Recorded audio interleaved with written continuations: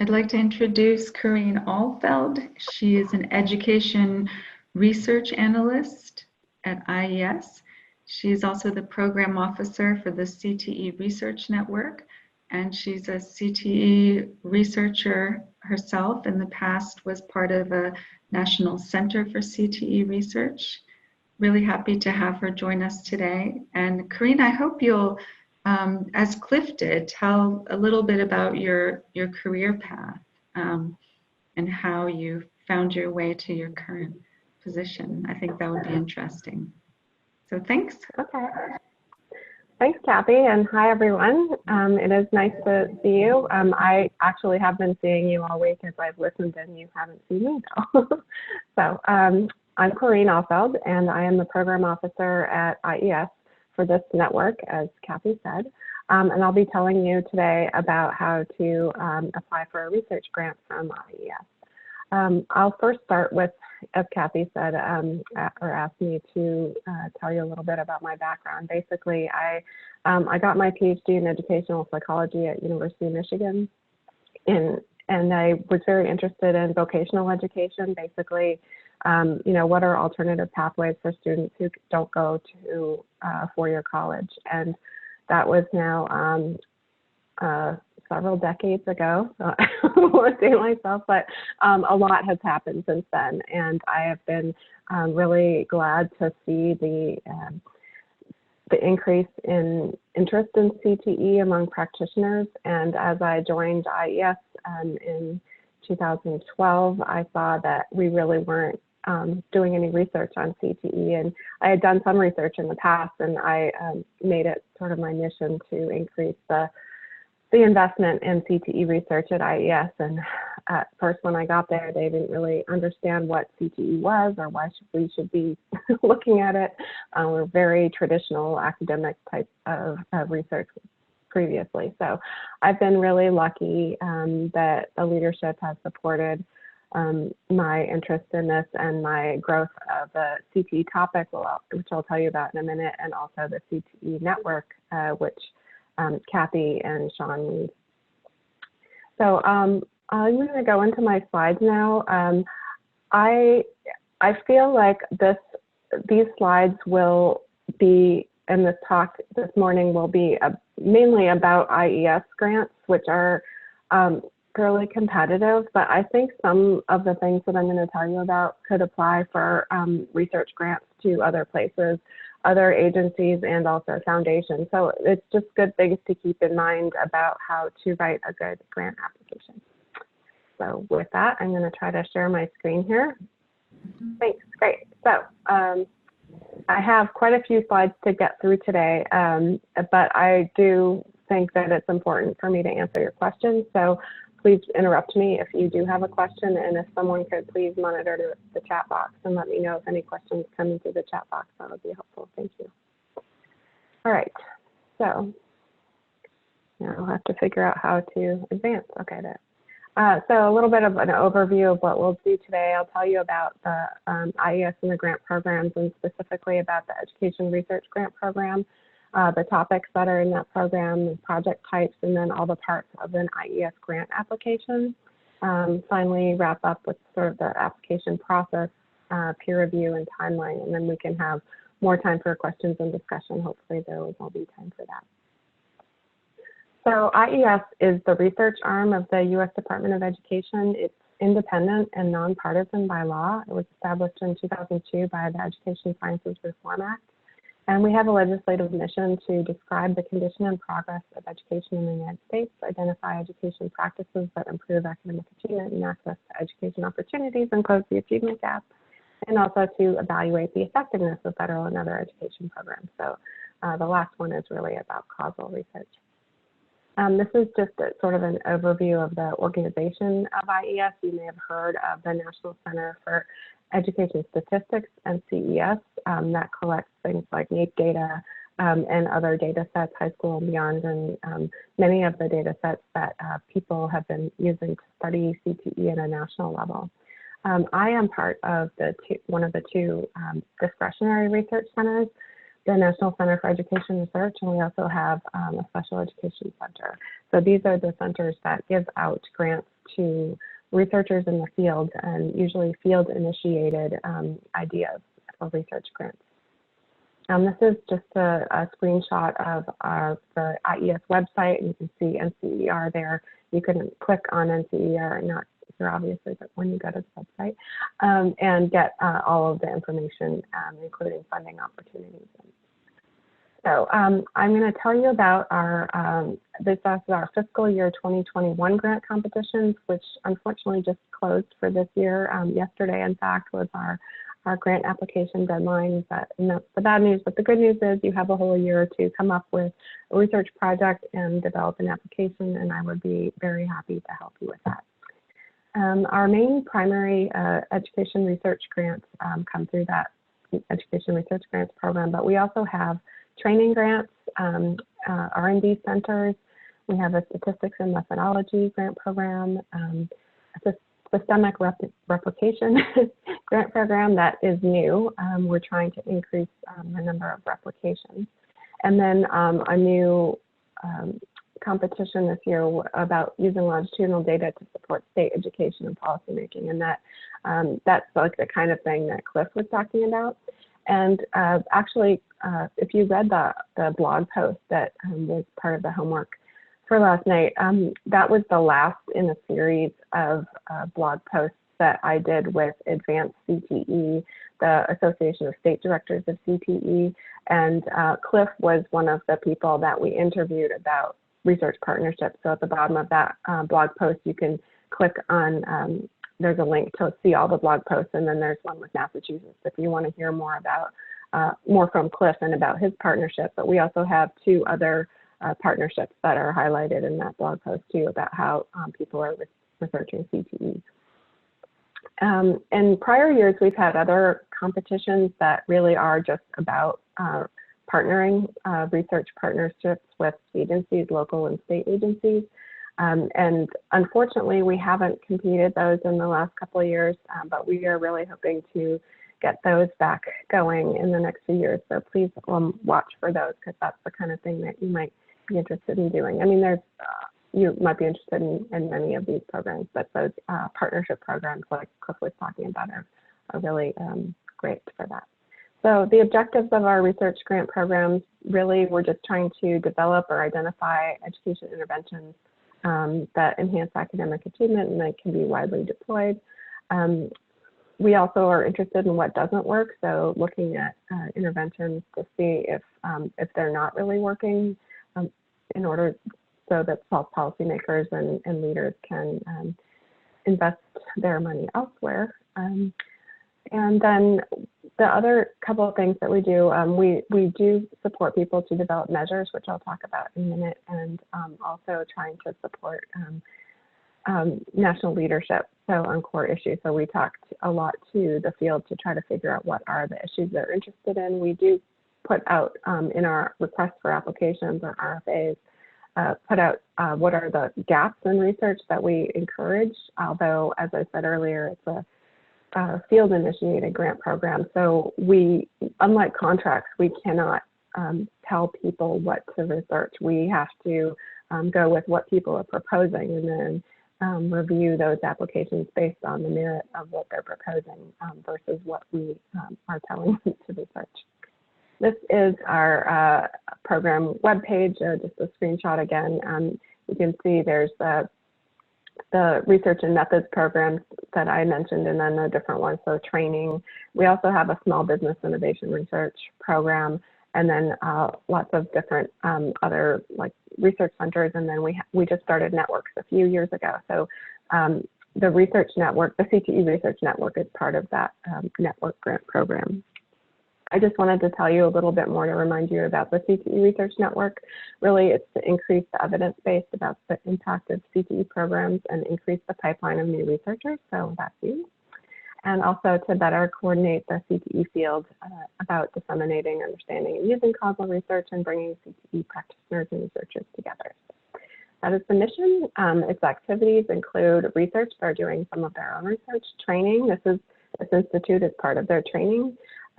Coordination, as I mentioned, and dissemination. This is, I know this is a lot of text here, but this is a list of the topics in our main education research grant programs. And the CTE topic is a new topic as of a few years ago, and also in special education, I also have a CTE topic for students with disabilities. So it's one of many other programs here. You can see some of the CTE research has also been conducted like under the post-secondary and adult education topic, and some of the other topics that we're really trying to grow the CTE topic.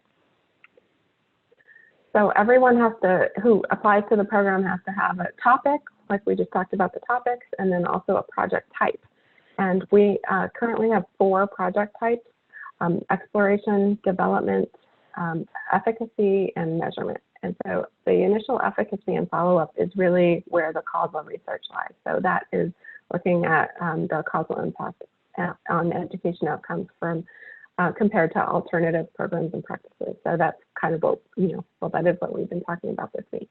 But if you're interested in just doing some exploration, looking at data sets, looking at correlations and relationships to try to develop a theory of change, you might want to apply under the exploration topic. If you want to work with someone to develop a program and pilot test it, you would apply to development and innovation.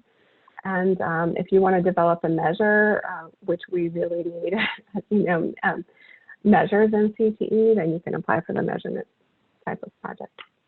So these are sort of hypothetical CTE project type examples.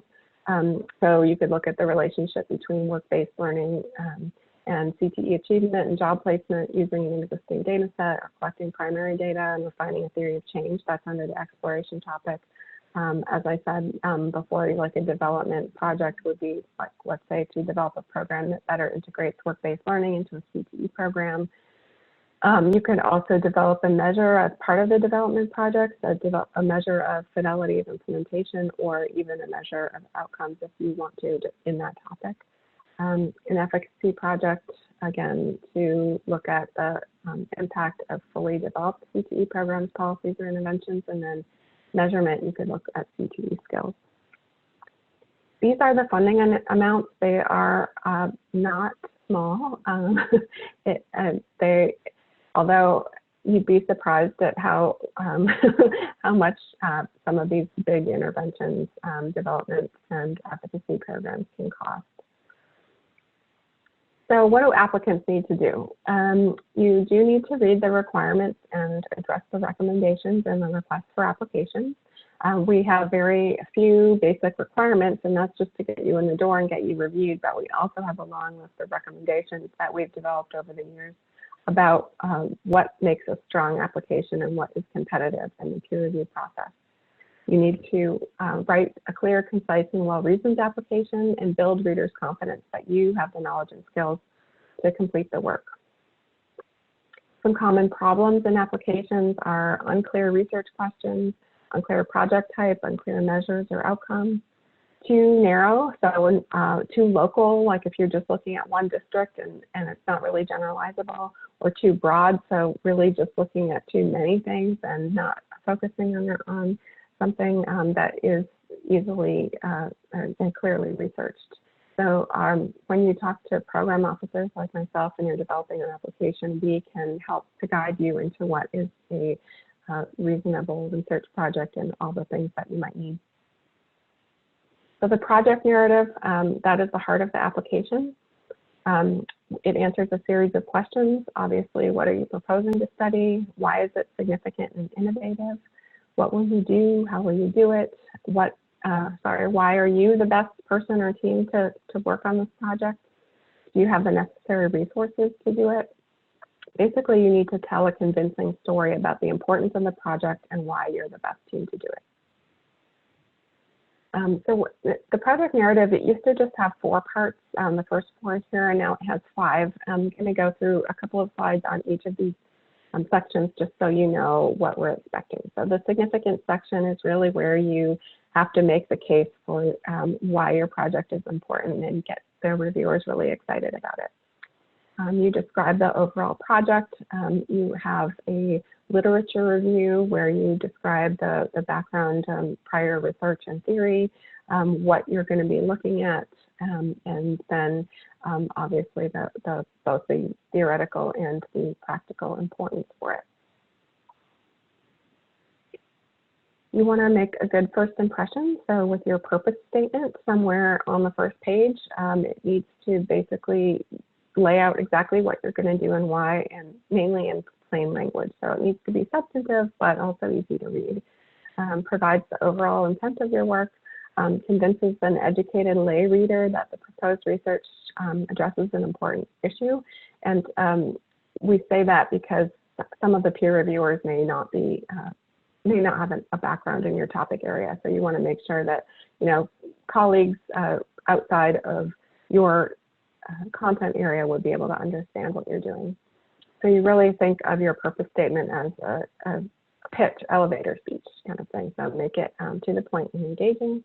And you can have it in your opening paragraph, or you can start out with sort of something to try to catch the reader's attention, and then talk about it a little bit, and then end the paragraph or the section, not the whole section, but like the first page section on the purpose statement. Sometimes people have their purpose statements buried on the 5th page or the 10th page, and it's very hard for a reviewer to follow what you're talking about if you don't have a clear purpose statement somewhere on the first page. So theory of change is very important, as you've learned through some of the talks earlier this week, on really mapping out what are the expected relationships between the factor or intervention that you're looking at and student outcomes. And you should, during your theory of change, it will make clear what you're going to need to measure and what relationships you're going to be looking at. And many times a graphic, a visual, we also call it the logic model, so you can use that type of visual, but it makes it really much easier for somebody to capture the theory that you're talking about. This is an example from a research project in the Research Network by Julie Edmonds. She's looking at CTE pathways in North Carolina as part of a study of different types of pathways. And this is her theory of change. Now, it may look a little complicated, but it's also, it's just complicated enough that you can tell that she's really thought through what are the things that are going into this, how different things are affecting each other, and it ends with all the different outcomes that she's looking at. So some general hints, as I said before, don't assume that reviewers know anything about your area of research. They may be an education researcher, but they may have a different content background, and this is especially the case, unfortunately, right now in CTE, where there are not a lot of CTE researchers, and we don't therefore have not a lot of peer reviewers who have a background in CTE research. So there may be a few people on your panel, but there may be a lot of other peer reviewers on the panel who don't really understand CTE, so you'll have to educate them a little bit about what it is and what you're doing, and also why it's important. So don't assume they'll understand why it's important unless you let them know. And then just a little hint to not quote back the RFA. So as I mentioned earlier, in each of the topic areas, we have laid out what are some research areas that are important to address. And some people just kind of spit that right back out, and also all of the recommendations that we have. Reviewers can tell, they're familiar with the RFA, they can tell if you're just repeating what we're saying, kind of put it all in your own words. Okay, so the next section is the research plan. So the significance and research plan are really the two most important pieces of the project narrative, because that is where you are going to make or break your case to the peer reviewers. The other sections are good on top of those if you sort of pass muster with the first two. So the research plan, this is where you're going to describe what you're going to be doing in your research project. So we want to make sure that the plan is aligned with your significance section. Don't lay out a whole bunch of stuff in your significance section and then and in your research questions and then not align the research plan to it. So you want to use your theory of change to guide the research plan. There should be a plan and an analysis for every question that you're posing. And it should be detailed enough that any expert in the design that you're using will be comfortable with what you're proposing. We have methodologists and statisticians on every review panel in addition to the content. So you want to make sure that your methods are airtight. Some common issues that arise are, if you don't address attrition and missing data, you do want to tell the reviewers how you're going to deal with those things in your project. And if you don't describe how you're going to obtain access or permission to collect or use the data, then it's not a very convincing case. Or also if you have a missing or flawed power analysis, those are just some things that go wrong. Other things that are on the slide include things like not being specific enough about your analyses. So I always tell people who consult me for help, the reviewers really like to actually see the equation, you know, all those Greek letters. How are you actually going to answer this research question with your the analysis you're using? So in CTE, there are challenges with causal designs, as you have heard about all this week. This is just a review of those for you. Obviously, you're going to need to talk about issues with selection bias and how you're going to get around that, how you're going to define the treatment, how you define the control group or the counterfactual. There's often small sample sizes in CTE because of the programs. Sean talked earlier this week about the career clusters and the different types of programs. So if you only have in a school, let's say you only have 10 people in the program, how are you going to deal with that? You may need to have a bunch of different schools where you're looking at the same program in order to increase your sample size. You're going to talk about what you're going to measure and how. So as I mentioned, there aren't a lot of researchers in CTE. They might not understand what types of measures that are important and why. And then it's often difficult to access long-term data until recently, when there's been more research using state longitudinal data systems, and people like Cliff and others in states that are really encouraging the use of longitudinal data and the different data systems that can be linked, such as K-12, post-secondary, and labor force. So outcome measures, you want to make sure you have both proximal and distal outcome measures. You want to use sensitive measures. So, like for culinary arts, a sensitive measure, you might self-efficacy in the culinary arts program. So you don't want to just have like a measure that's really broad. And self-efficacy, by the way, is it's an acceptable outcome in our social behavioral topic, but in all the other topics, you need to also have an academic outcome, which I will talk about. So you want to include measures of broad interest also for education policymakers, such as grades and standardized test scores.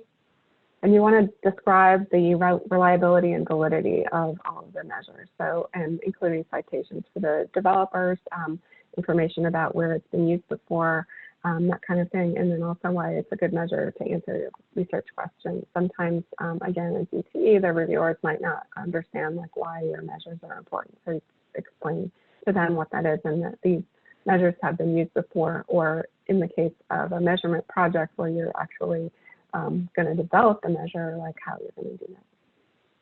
So tips on outcome measures, don't choose measures for convenience alone. Sometimes people are like, well, this is already available in the data, so I'll use that, but it really didn't align with their theory or their research questions. And then don't include measures that are not linked to research questions. So if you haven't mentioned anything about the measure in your significance section, or about the construct, I should say, then in your research plan, don't just all of a sudden put in the measure, because they won't understand why. There is a value in mixed methods. So a lot of the stuff that we've been doing this week has to do with quantitative data, and I believe a couple of the presenters also talked about the importance of collecting some qualitative data, really to understand the context. So what you can ask what the practitioners why there might be a relationship between the different variables, and you want to really integrate the quantitative and qualitative data, the collection. So reviewers sometimes will say, oh, this is a quantitative project, and they just tacked on this qualitative piece to get more money or to look better. So you really want to make sure you've thought out the qualitative piece and how it's going to integrate with the quantitative. And to do that, you need to have a team that can do both, and we'll talk about that in the personnel section.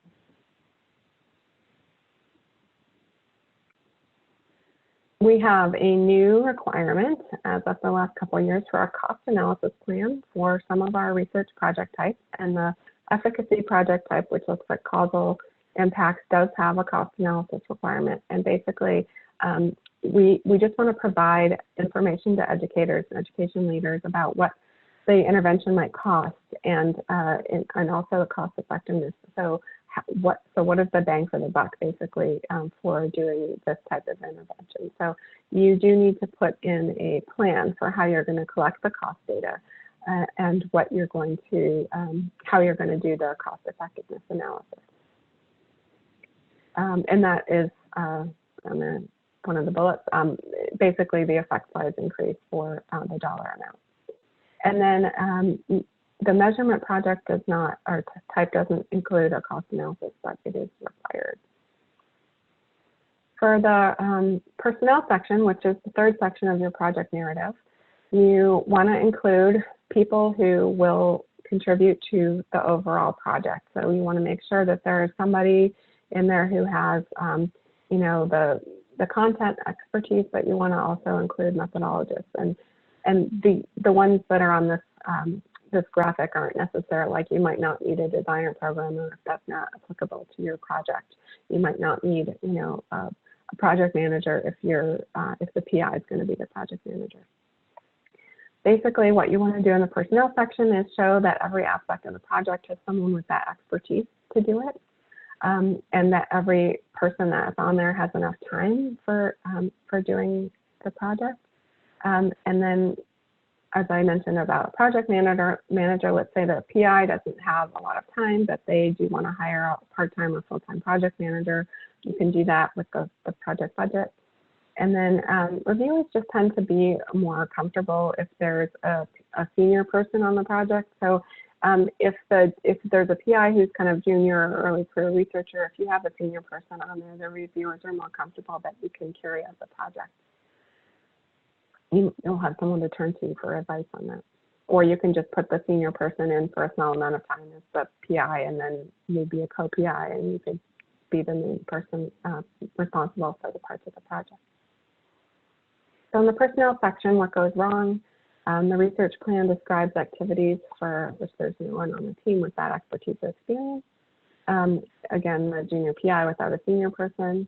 Too many people on the project team and not clear what each of them is going to be doing. Missing bios for key personnel. And then I mentioned the too many people. There could also be too few people on the team. If it's really just you, and then there's, you know, a lot of different things that need to happen during the project, that's gonna, you know, they're gonna be skeptical about whether you can carry that out. So, and we do need letters of support. We don't need them. We recommend them. And they, especially now during COVID-19, we're not expecting you to have letters of support from everyone because of the ongoing pandemic and access to schools. But in normal times, we do expect that you will have letters of support for a strong application. And these letters show that everyone involved understands and agrees to their roles, what they're going to contribute, and what their time commitment is. These can be letters from the consultants, from schools, from advisors, that kind of thing. And note that it's not always Appendix E. This year it was Appendix E. You'll have to check the RFA. So resources, that's used to be the last section, second to last. You basically want to show that the research, the institutions involved in your project have the research capacity to support the work. And oftentimes there'll be a university boilerplate that your grants people can help you put in there. But you also need to add relevant information about specific resources for your project that you might need them. You want to show that all the organizations involved understand and agree to their roles. So again, that could be institutions, schools, agencies, and those letters can go in the appendix, letters from those places, but you should refer to them in the resources section. And then showing that you'll be able to get the data you need. So again, letters of support really help that to show that that you'll have access to the schools if you're collecting primary data, or that you have access, or you will be able to have access to district administrative data or state administrative data. If you have an MOU already, that's great. If you don't, that's okay if you just have a letter of support, and that you will be getting that if the grant is funded.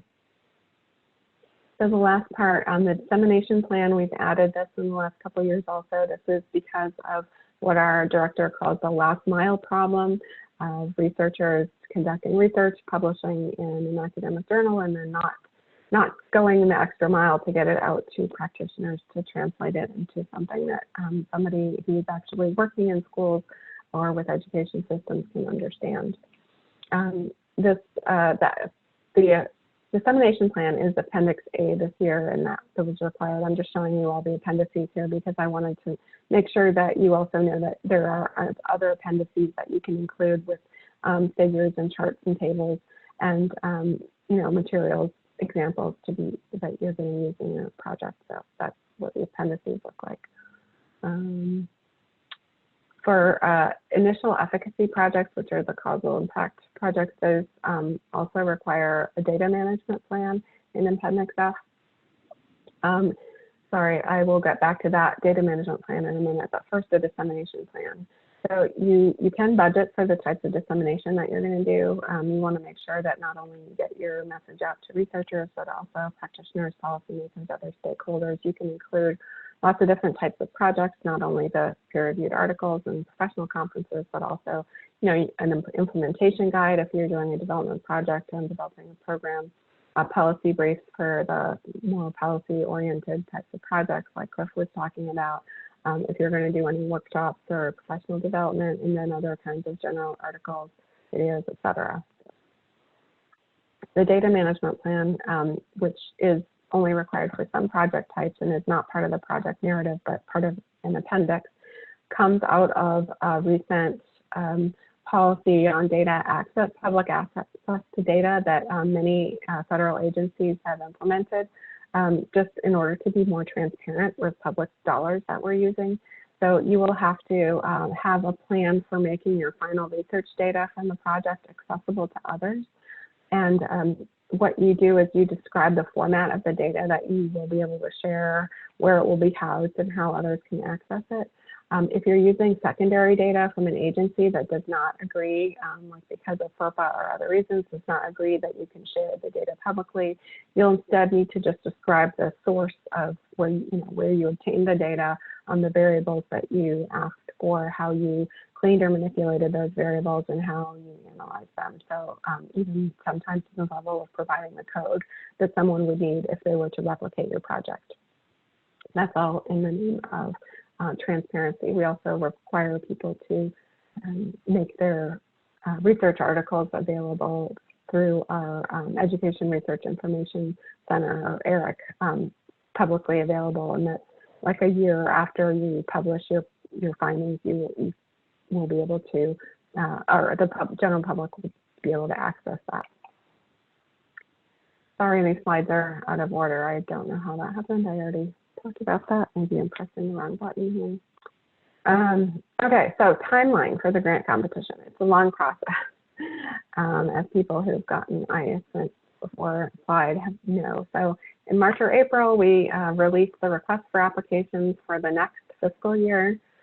Letters of intent are due, and those are optional. Those are due in June usually. Application packages, which is basically through grants.gov. That's our system where you upload all your application materials. That's available sometime in July, August, like yesterday, or applications were due. And then throughout the fall, our standards and review office, which is separate from research center offices, will go through and sort all of the applications to look at if they're compliant, if they're responsive to the RFA, sort them into which panels should be reviewing them, and then within the panels, which peer reviewers are most appropriate to be the primary reviewers of your proposal. So that takes a while. It also takes a while for them to recruit peer reviewers to serve on the panel, and that is why it takes so long to get to the actual review, which occurs in February of each year. Hopefully we can reduce that the time of that process in the future, but for now, that's what it is. During the spring time, people who are being considered for funding will be contacted by a program officer, such as me, to talk about any questions that the review panel had on the technical piece or the budget, and then we'll make the new awards in the summer. and announce them in the summer. You can start your, so basically you're starting your project a year from when you apply for it, and it is a very long process. So sorry about that, but that's kind of just the way it is. But hopefully it's worth it in the long run. Corrine, there's a question Yeah. from Danny asking, do RFAs vary much from year to year? That's a great question. Our main education research grant program, which is 305A, that doesn't vary that much from year to year. I mean, it has varied in like the topics that we're competing. Like CTE was new a few years ago. We had a civic education social studies topic that was new this year, but a lot of the main topics are still there. Sometimes we change the project types. The main project types are still there, but we've now like moved replication out to its own RFA. So little things like that can change in that main RFA, and we usually in the front of each RFA will say what has changed from the previous year, so you can check that. In terms of all the other RFAs, they're not necessarily competed each year. So like some years, some training programs would be competed or not. Some R&D centers could be competed or not. So you do have to check to see, what types of things are being competed. But mostly it's the main education research grant program is competed every year. And there are a few changes, but not a lot. I don't know if you had other specific questions on that. Okay, so the peer review process, I've mentioned a little bit, but basically your applications are reviewed for compliance and responsiveness. The ones that are not, unfortunately, that don't meet our requirements are kicked out. And some years, like last year, when cost analysis was required, people forgot or didn't check the RFA and didn't include a cost analysis, and they weren't even reviewed. So that was very disappointing to some people. You want to make sure you read the RFA and include everything that you need. We usually have a checklist at the end of the RFA to make sure you're including everything. So the ones that meet those criteria are assigned to a review panel.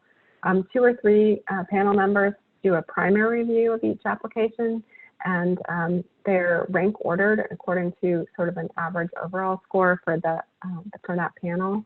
And then the most competitive applications are then discussed by a full panel. And in the past, that's been in person. I believe this year we'll probably do it virtually, but basically the panels, the reviewers come together. It could be anywhere from 14 to 20 people on the panel, and those most competitive applications will be discussed and rescored. And then the top scoring ones are funded in rank order, either until our money runs out or the score cutoff. So we only fund things that are in the outstanding or excellent range each year. Sometimes some that are scored as excellent are not funded just because we have run out of money, but we do fund in rank order. So that we are not picking and choosing. Some agencies, I think NSF, have a different process where the program officers are actually the ones who say, yeah, we want to fund this and that. Our agency just does it completely by an independent peer review process. Oops, I keep going the wrong way. Okay, so identifying funding opportunities, you can sign up for our newsflash on our website, check the Federal Register, look at the funding opportunities page of our website under the National Center for Education Research or Special Education Research, and then contact the program officer for the topic that you're interested in. Here's a screenshot of our funding opportunities page. You'll see on the right side near the bottom, there's hyperlinks to each of the RFAs that we were competing this year. On the left side are steps for applying for grants, and those include some links to webinars that we do about how to apply and how to make your application competitive, how to submit, that kind of thing. And then we also have,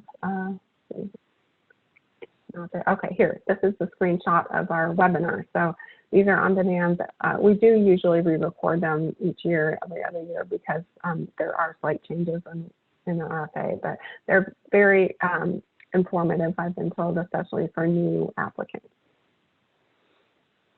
So the steps, of course, you read your request for applications, you submit a letter of intent, which is optional, and it's, even if you submit one, it's not binding either for the, to submit something or the project topic or type. We just need to know kind of how many applications are going to be coming in, and generally where they're going to be, like which panels we're going to need. You download your application package. Again, that's from the grants.gov site. And then we also now have separated out our submission instructions from the RFA. So the RFA is really the content and meat of like what you want to be putting in your application, but then the submission guide is now a separate document, and that's all the things that you need to upload into grants.gov, including things like, your project narrative, which we talked about, but also key personnel bios, any appendices, your bibliography, budget, all that kind of thing. So that'll be in the application package and instructions through the submission guide.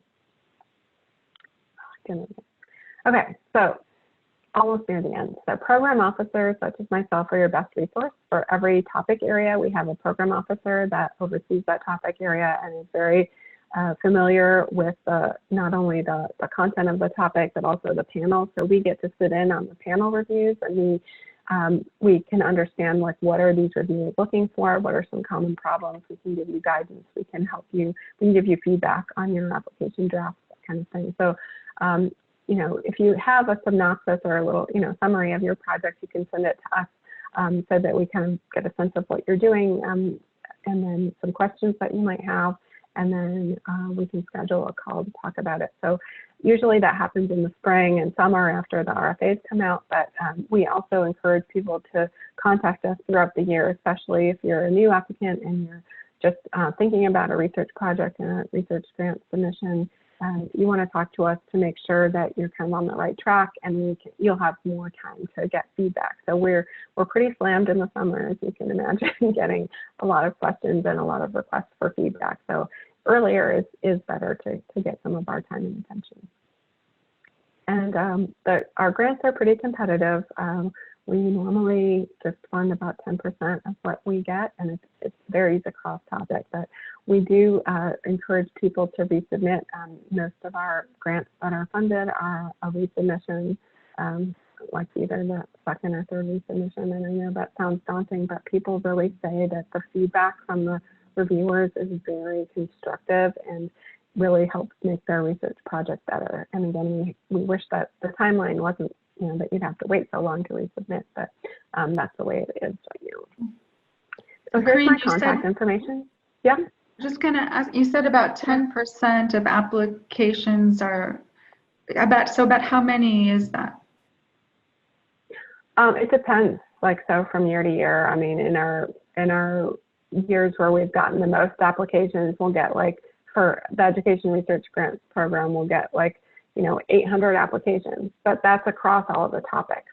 Right. So, and we're really not supposed to say, how many there are each year, but, some topics like our social and behavioral topic get 150 applications, and let's say 15 are funded. CTE might get 20 and 2 are funded, so and it varies from year to year. So these are not, set in stone types of numbers. And some years there's more money and we can fund more. Some years there's less and we can't. It depends. Mm-hmm. Okay. So finally, I just wanted to end with my contact information, my email address. I'm very happy to answer any questions either via email, or we can set up a call to talk about your interests and your project ideas. It may be a little early now because, again, the RFAs aren't out, but I'm happy to talk with you at any time, especially because you are our first cohort of Research Institute trainees. Any questions? I'm happy to answer any other questions now.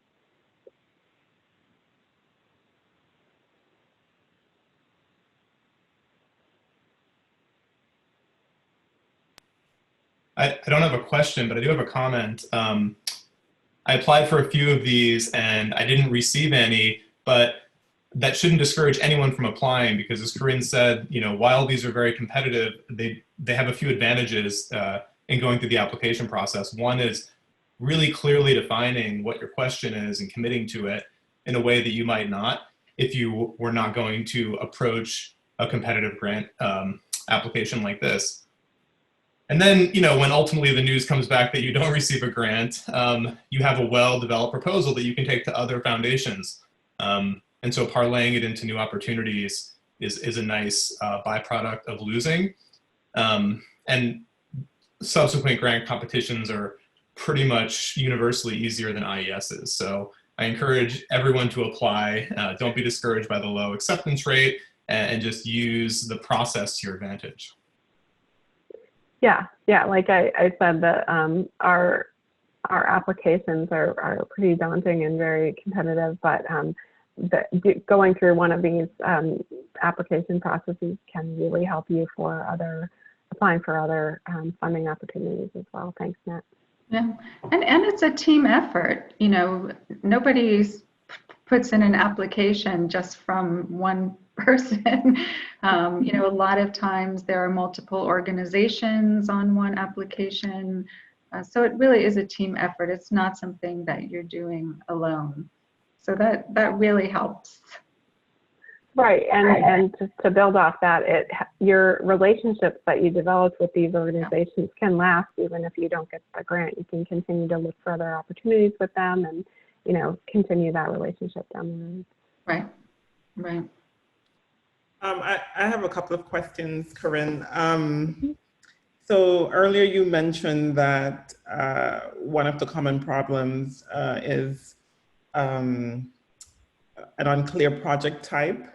Mm-hmm. So instead of stating what your project type is, can you talk through why it might be unclear? It seems like maybe there's some mismatch in the description and the, you know, what's stated, but can you talk through how that could play out? Mm-hmm. Yeah, so that's a great question. So I've only really been sitting in on the review panels for our education systems and broad reform panel. So I'm only going to talk about this panel mostly because I'm not familiar with the other panels, but I think they're pretty similar. But this is an example. So in the systems panel, if you have a project that is you want to look at a causal impact, but you don't have a very strong research design, like you have maybe a weak quasi-experimental design, and then you say, well, it might not be good enough for efficacy, so we're gonna try for exploration instead. Well, the reviewers will be like, no, you know, don't put a weak causal design in the exploration topic. That's not what the topic is for. The project type. The project type is for exploration is really to just look at relationships. So I advise applicants to tone down their language. Don't use causal language. Use more language about relationships and maybe something like a possible causal impact, if you want to say that, or preliminary evidence of that. So that's one example. Another example is, let's say you have an intervention that's been like a CTE program in a school, and you want to look at the efficacy of the program, but you still also want to tweak some things.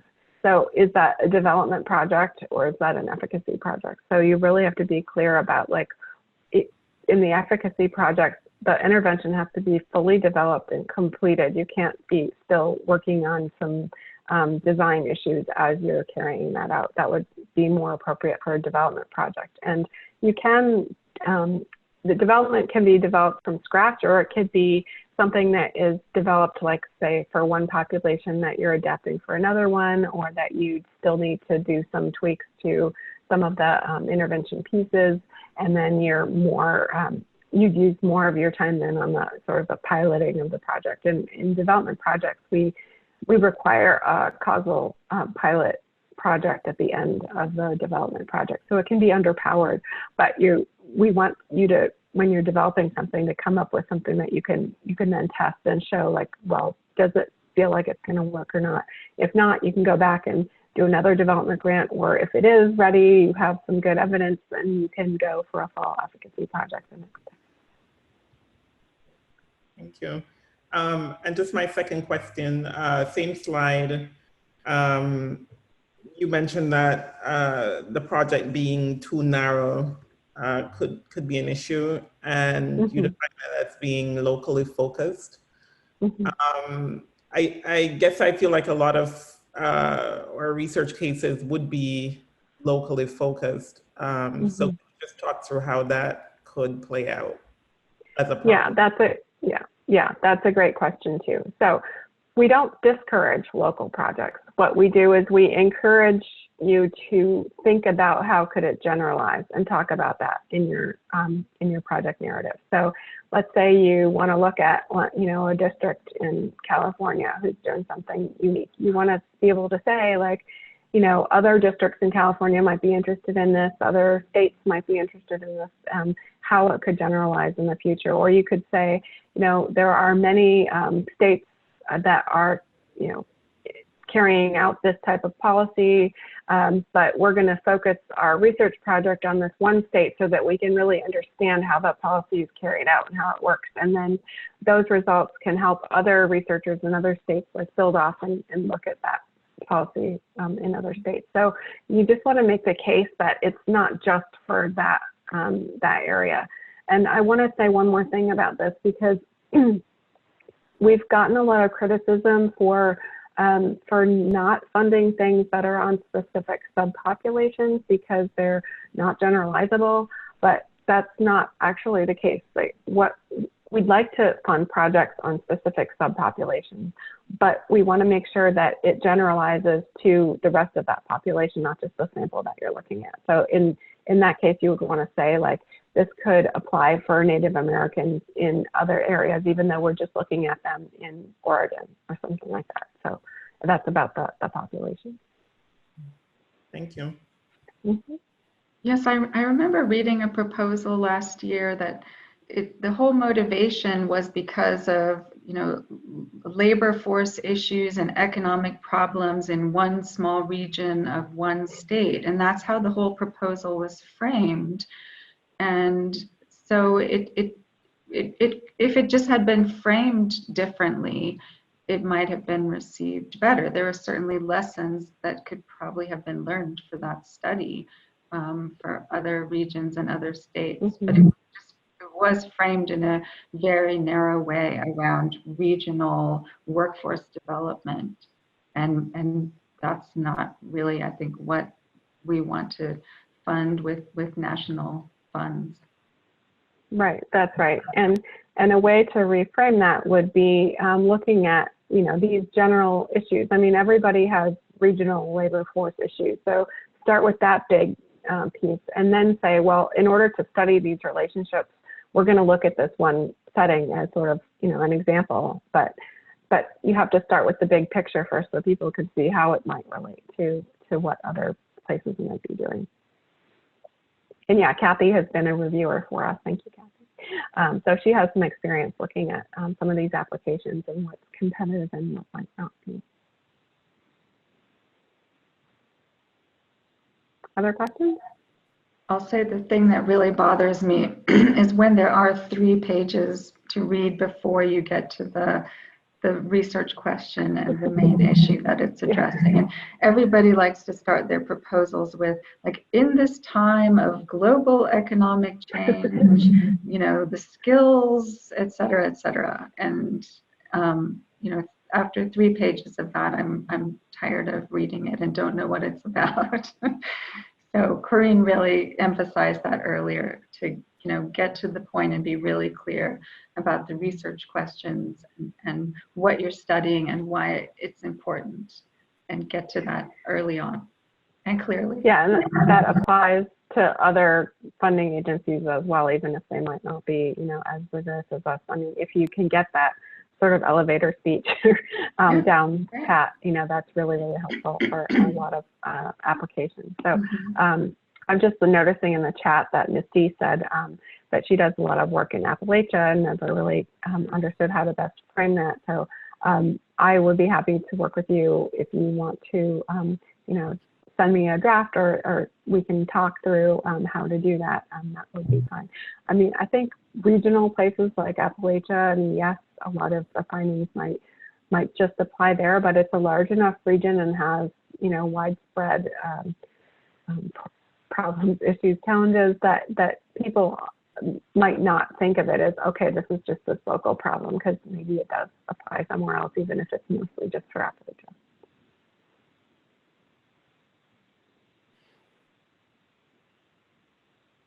Other questions?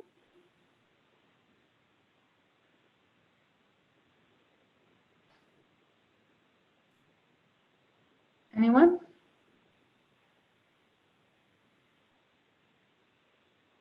Okay, Well, well, I hope this has helped and not been daunting.